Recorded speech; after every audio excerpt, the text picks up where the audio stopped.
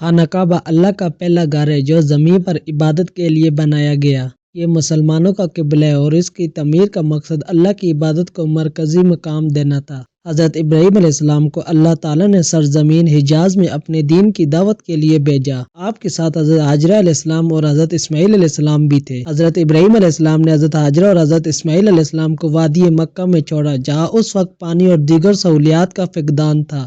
حضرت ہاجرہ علیہ السلام کی جستجو کے نتیجے میں اللہ نے معجزانہ طور پر زمزم کا چشمہ جاری کیا جو آج بھی موجود ہے اور حاجیوں کے لیے برکت کا باعث ہے۔ جب حضرت اسماعیل علیہ السلام جوان ہوئے تو اللہ تعالیٰ نے حضرت ابراہیم علیہ السلام کو بیت اللہ کی تعمیر کا حکم دیا۔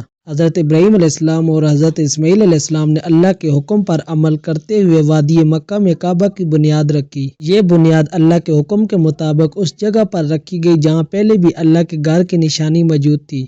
حضرت ابراہیم علیہ السلام اور حضرت اسماعیل علیہ السلام نے نہایت خلوص اور عبادت کے جذبے کے ساتھ خانہ کعبہ کی دیواریں بلند کی۔ تعمیر کے دوران دونوں نبی اللہ سے دعائیں کرتے رہے، اے ہمارے رب ہماری یہ خدمت قبول فرما۔